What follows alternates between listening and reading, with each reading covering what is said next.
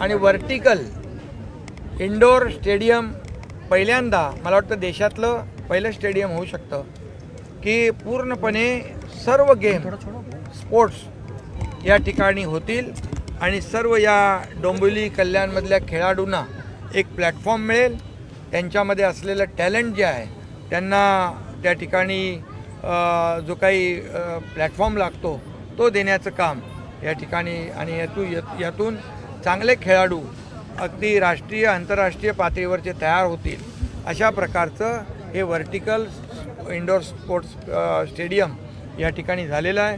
त्याचबरोबर देशभक्ती आणि राष्ट्रभक्ती जागृत करणारं वॉर मेमोरियल या ठिकाणी झालेलं आहे आणि ते देखील अतिशय उत्कृष्ट झालेलं आहे आणि देशासाठी लढणाऱ्या जवानांची एक ओळख आठवण चिरंतर राहिली पाहिजे यासाठी वॉर मेमोरियल देखील आपण जर पाहिलं तर एक तुम्हाला देखील सगळ्यांना प्रेरणा आणि ऊर्जा मिळेल. तिथे येणाऱ्या प्रत्येकाला प्रेरणा आणि ऊर्जा मिळेल. ते अतिशय उत्तम नमुना त्या ठिकाणी ज्यांनी कोणी केलेला आहे खासदारांच्या संकल्पनेतून ही कामं जी झाली आहे. सावित्रीबाई फुले नाट्यगृहाचं नूतनीकरण तेही आवश्यक होतं आणि यापूर्वी देखील अनेक कामं या ठिकाणी झालेली आहेत. काँक्रीटचे रोड झालेले आहेत, पिण्याच्या पाण्याची सोय झालेली आहे, या ठिकाणी अनेक प्रकल्प उभे राहिलेले आहेत आणि त्यामुळे हे आजचा प्रकल्प एक खऱ्या अर्थाने या काय म्हणतो आपण कल्याण डोंबिवलीच्या तुरा काय मानाचा तुरा हा खोला जाईल अशा प्रकारचे प्रकल्प या ठिकाणी केलेत. अंबरनाथमध्ये पण आपण पाहिलं परवा गेल्या 8-10 दिवसापूर्वी एक अतिशय अप्रतिम असं नाट्यगृह झालं. त्या छोट्या शहरामध्ये एवढे मोठे मोठे शूटिंग रेंजपासून स्विमिंग पूलपासून ऑडिटोरियमपासून कितीतरी प्रकल्प यासाठी एक व्हिजन असलेला लोकप्रतिनिधी म्हणून खासदारांनी काम केलेलं आहे.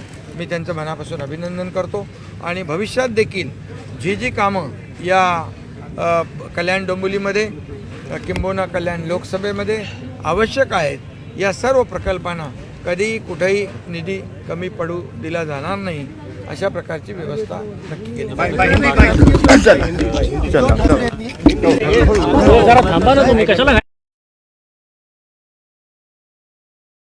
स्वतः ओळख निर्माण केली. 2014ला त्यांचं राजकारणामध्ये पाऊल होतं पहिलं, परंतु त्यानंतर त्यांनी कामाच्या जोरावर स्वतःची ओळख निर्माण केली. प्रकल्पाच्या जोरावर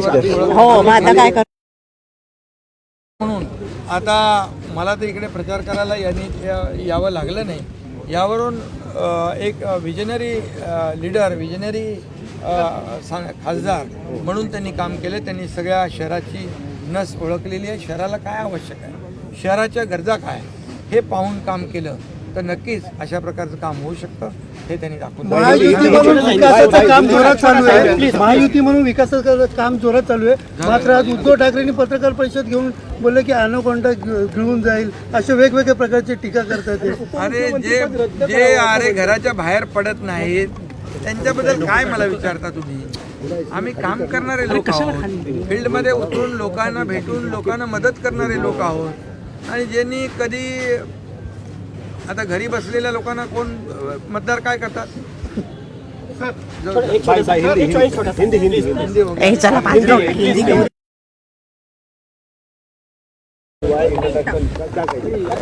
आज मैं बहुत डोंबिवली में इससे पहले भी कई डेवलपमेंट के प्रोजेक्ट हुए हैं और सांसद डॉक्टर श्रीकांत शिंदे इन्होंने हजारों करोड़ के काम इस डोंबिवली कल्याण डोंबिवली में कल्याण लोकसभा में किए हुए उन्हें राज्य सरकार ने, मैं जब मुख्यमंत्री था तभी काफ़ी जो यहाँ पर डेवलपमेंट के लिए फंड्स की आवश्यकता थी वो देने का काम किया है. केंद्र सरकार यानी आदरणीय प्रधानमंत्री मोदी जी उन्होंने भी खासदार श्रीकांत शिंदे को ये विकास के लिए कई प्रकल्प के लिए जो केंद्र सरकार से जो आवश्यक सहयोग है वो भी दिया है. इसकी वजह से यहाँ पर जो आवश्यकता है इस शहर को, आज देखिए यहाँ पर वर्टिकल इंडोर स्टेडियम बना है. यहाँ पर हर स्पोर्ट्स को यहाँ पर प्लेटफॉर्म दिया है. हर स्पोर्ट्समैन को यहाँ पर अपने टैलेंट दिखाने की एक उसको मौका दिया है. और ये बहुत बड़ी एक अपॉर्चुनिटी है और वो देने का काम डॉक्टर श्रीकांत शिंदे ने किया है। और उसके साथ ही हमारे देशभक्ति, राष्ट्रभक्ति, हमारे सेना के जवान जो लड़ते हैं सीमा पर, उनकी याद रखने के लिए हमेशा आणि आमचे माने साहब जो है उन्होंने, वो रिटायर्ड ऑफिसर है और उनके संकल्पना से वो भी वॉर मेमोरियल बनाया है।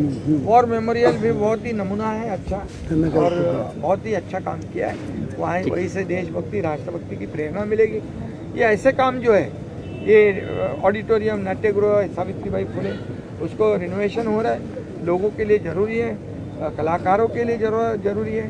तो ये सब जो है लोगों के लिए जो चाहिए, क्या चाहिए, वो देखकर काम करने वाला सांसद डॉक्टर श्रीकांत शिंदे, ये अपने काम में उसने कामयाबी पाई है, इसलिए मैं उसका अभिनंदन करता हूं। सर हिवाळी अधिवेशन सुरू होतं